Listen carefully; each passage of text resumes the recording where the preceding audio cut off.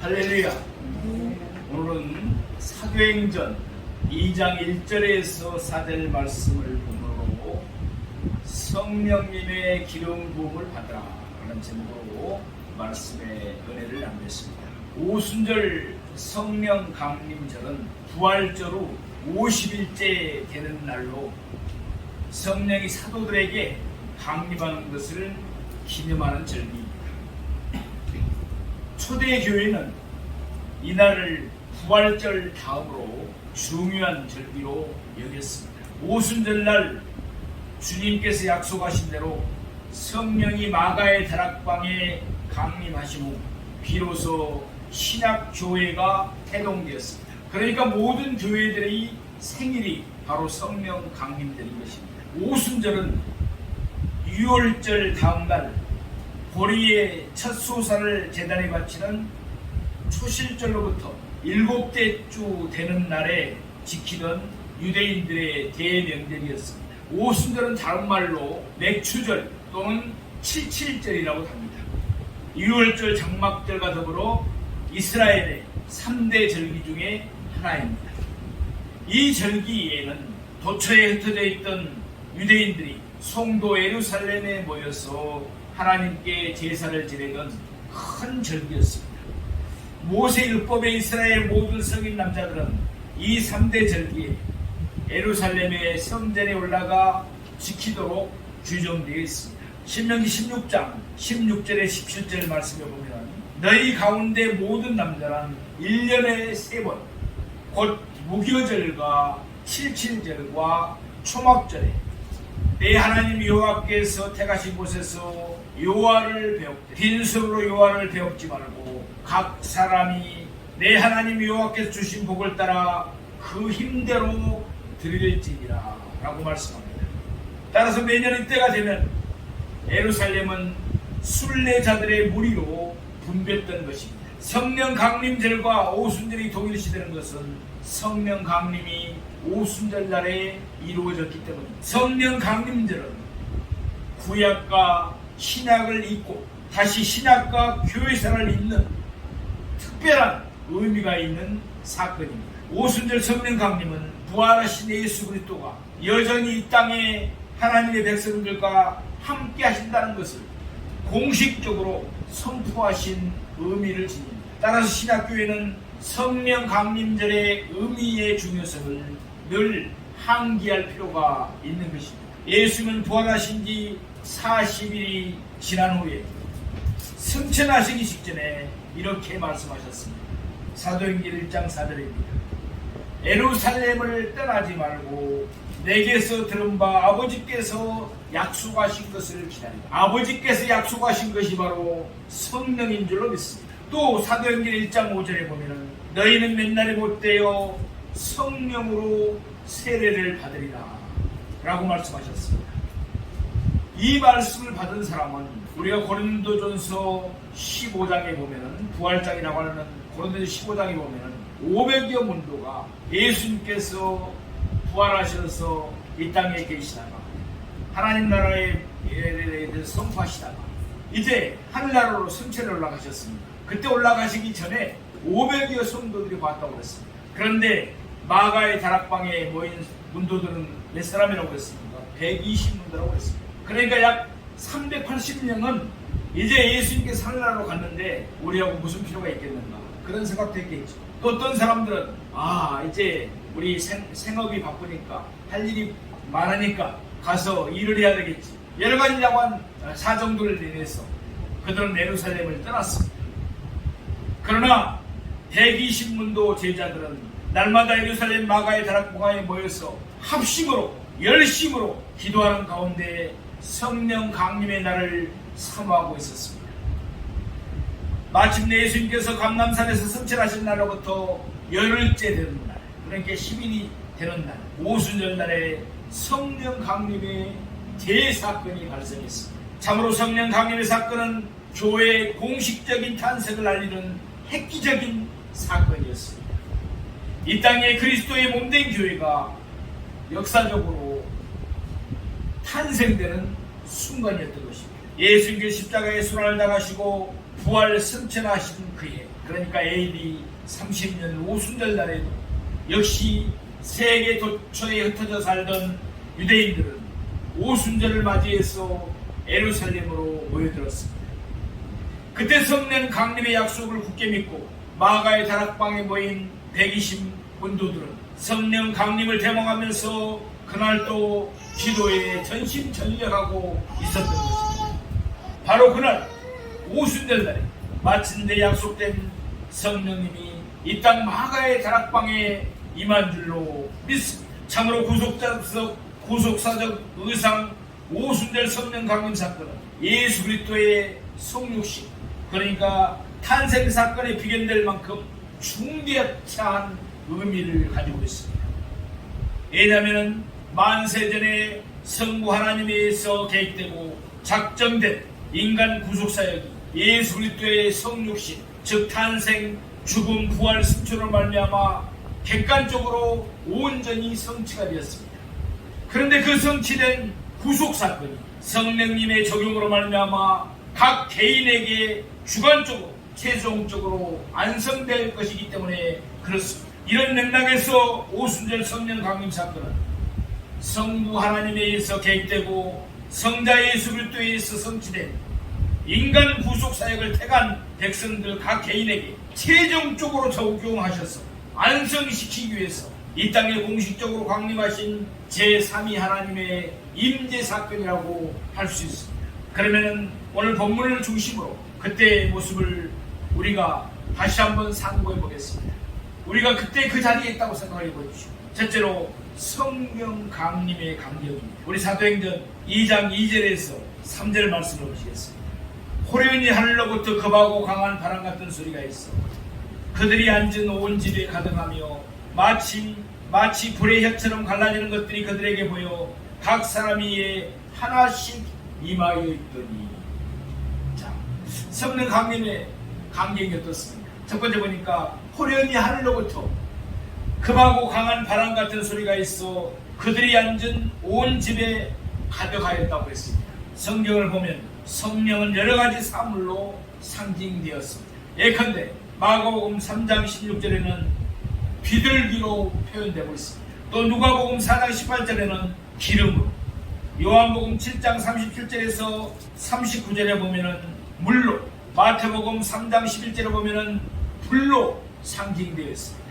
또 호세아 6장 3절에 보면은 비로, 에베소서 1장 13절에 보면은 인, 그러니까 도장 등으로 상징되었습니다.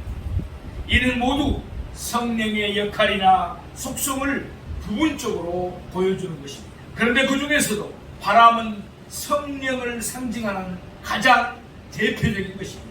요한복음 3장 8절에 보면은 바람이 임으로 불매 내가 그 소리는 들어도 어디서 와서 어디로 가는지 알지 못하나니 성령으로 난 사람도 다 그러하니라. 에스겔서 17장 9절에 보면은 또 내게 이르시되 인자야 너는 생기를 향하여 대하라. 생기에게 대하여 이르기를 주 여호와께서 이같이 말씀하시기를 생기야 사방에서부터 와서 이 죽음을 당한 자에게 벌어서 살아나게 하라 하셨다 하라. 아멘. 아마도 바람은 형체가 보이지 않으면서 나뭇가지가 흔들리는 등 분명한 역사를 하는 것이 성령의 속성이나 역할을 잘 드러내주기 때문인 것입니다. 그렇죠. 우리가 분명히 바람이 있는 것을 압니다. 나뭇잎이 흔들립니다. 때로는 우리의 머리카락을 흔들리기도 합니다. 그러나 바람이 보이지 않습니다. 마찬가지입니다. 성령이 있습니다. 그러나 영이기 때문에 우리 눈에는 보이지 않습니다. 하지만 잊지 말아야 할 사실은 성령은 바람과 같이 역사하는 것이지 바람 자체는 아니라는 사실입니다. 따라서 성령은 바람처럼 인격이 없는 사물이 아니라 지정의를 가진 분명한 인격체라는 것입니다. 또 성령의 강림의 강경이 어떻게 나타났습니까? 불의 혀처럼 갈라지는 것들이 각 사람 위에 임하였습니다. 성령 강림 사건은 들리는 바람 소리의 표적에서 보이는 불의 표적이 있었습니다. 곧 혀처럼 생긴 불이 나타나더니 그것이 열갈래로 나눠져서 각 사람 위에 있었다는 것입니다. 주님께서 약속한 바대로 성령 세례가 각 사람 위에 임하는 강경입니다. 인간의 몸을 입으시고 이 땅에 오신 성자 예수 그리스도와는 달리 제3위 하나님의 신성령님은 바람과 불의 2대 상징으로서 이 땅에 임하신 것입니다. 사실 바람이나 불 등은 구약 성경의 제1위 여호와 하나님의 임재 시에도 나타난 현상들이었습니다.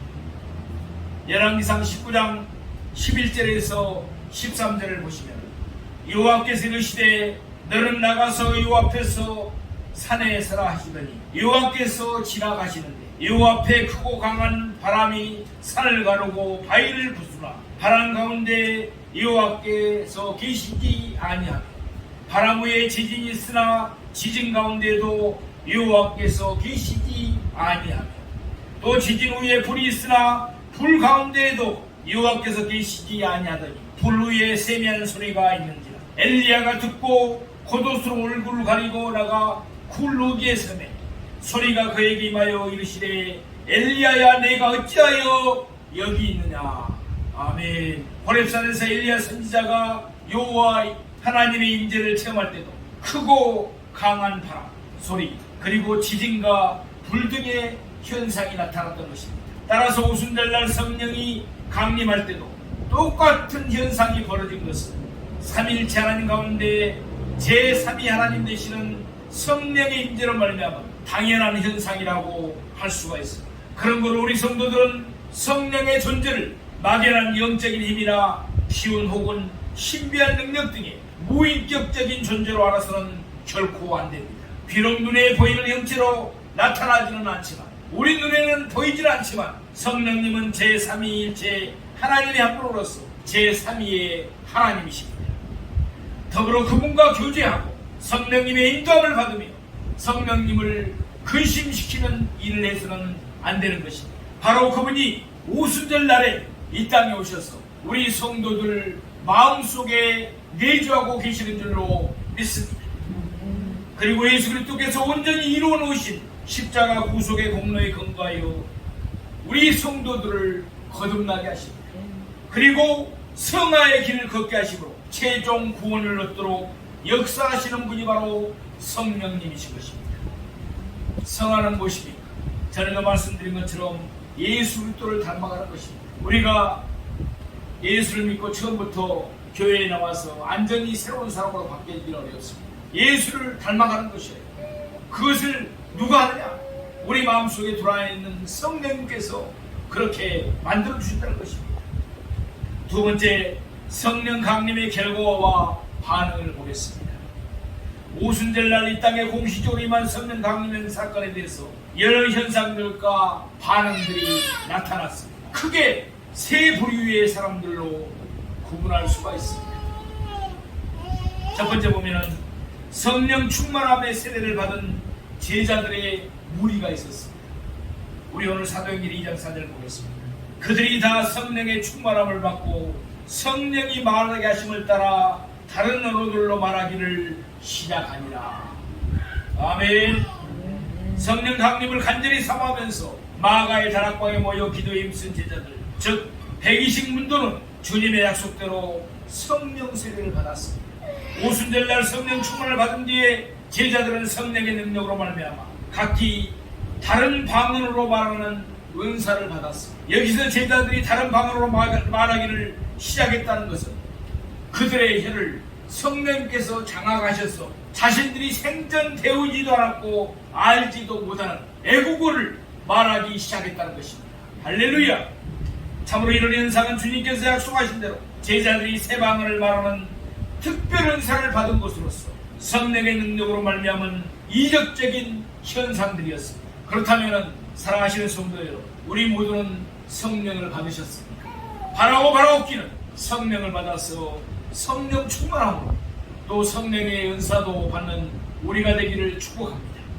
신자와 불신자를 나누는 기준이 무엇입니까? 바로 그것은 성령이 계시느냐 성령이 계시지 않느냐. 로마서 8장 5절에서 9절 말씀입니다. 육신을 따르는 자는 육신의 일, 영을 따르는 자는 영의 일을 생각하나니 육신의 생각은 사망이요 영의 생각은 생명과 평안입니다. 육신의 생각은 하나님과 원수가 되나니 하나님의 법에 굴복하지 아니할 뿐 아니라 할 수도 없습니다.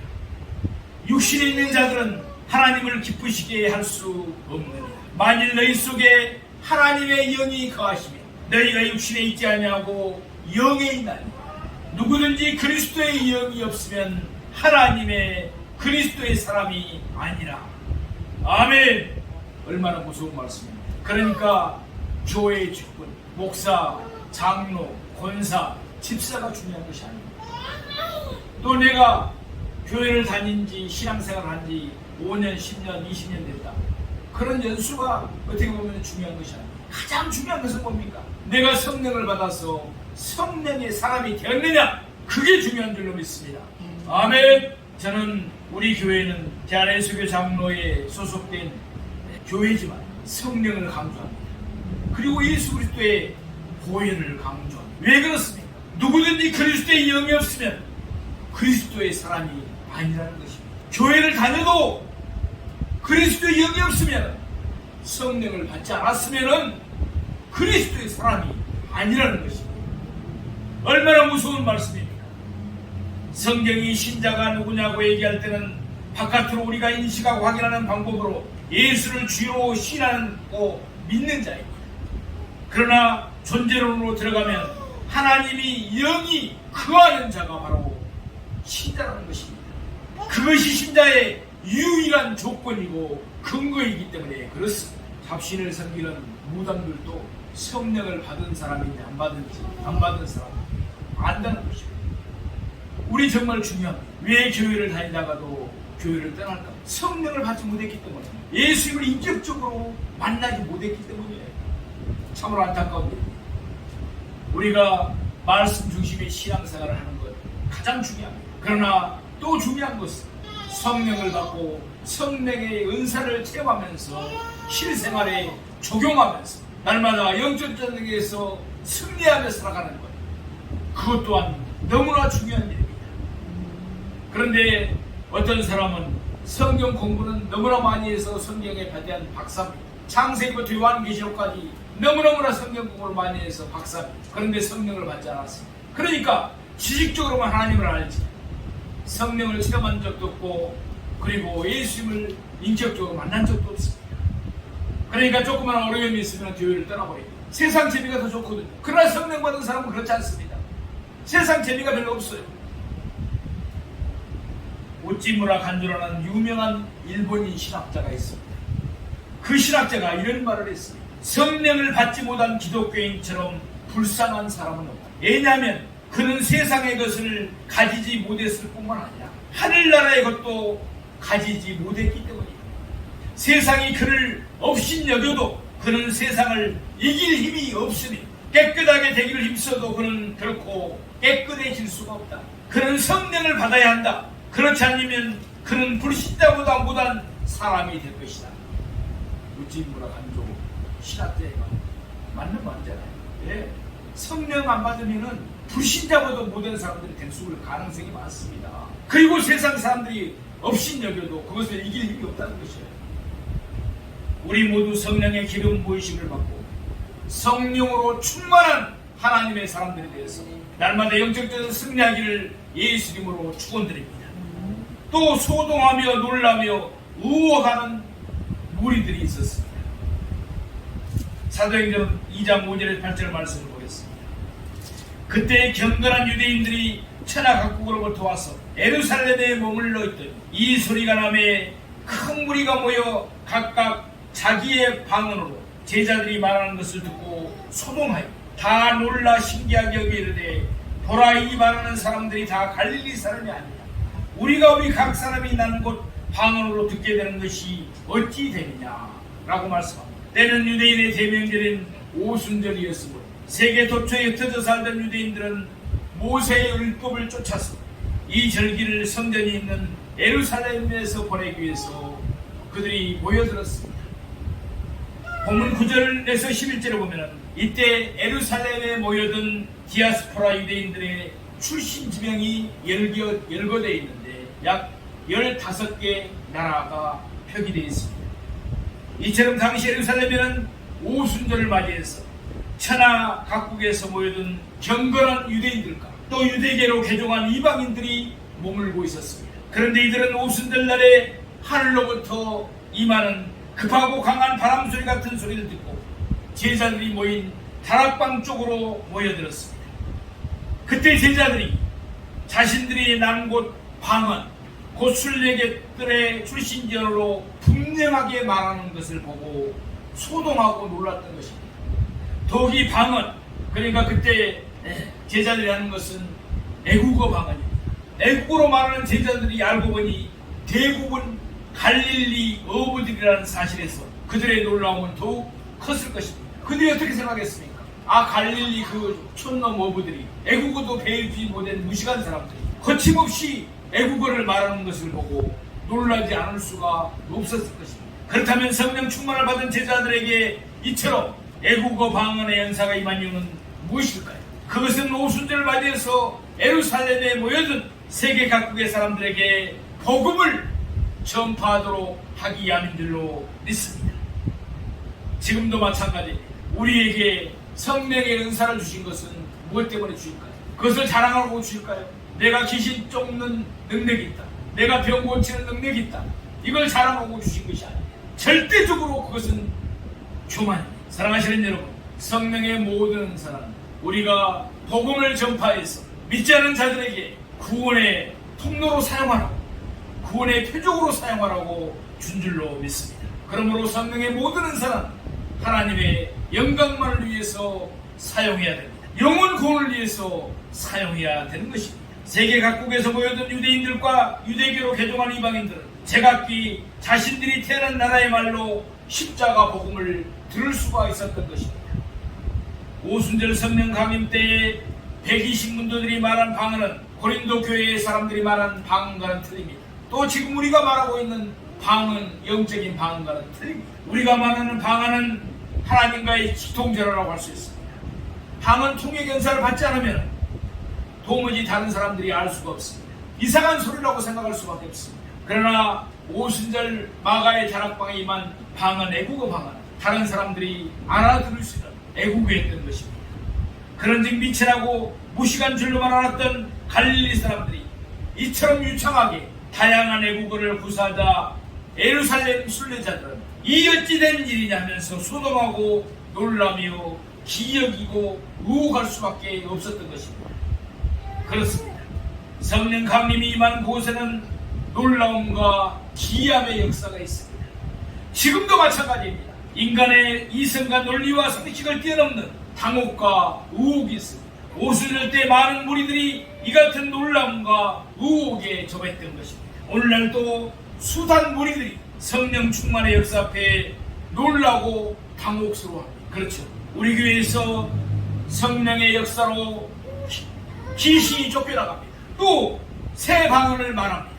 많은 병원 의원이 있는데 치유받지 못한 사람들이 와서 이곳에서 만성병, 불치병, 난치병들이 치유되는 줄로 믿습니다. 그런데 사람들은 그것을 믿지 않습니다.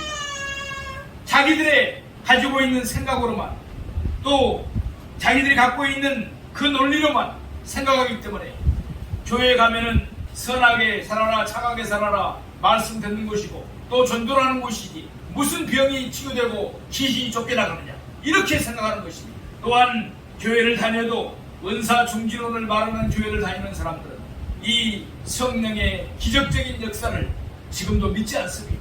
방언을 말하고 귀신을 쫓아내고 병을 치유하는 것은 초대교회에 있었지 지금은 없는 것이라고 생각합니다. 그러니 어떻게 성령의 역사가 일어나겠습니까? 우리 모두는 은사 계속론을 믿는 하나님의 사람들인 줄로 믿습니다.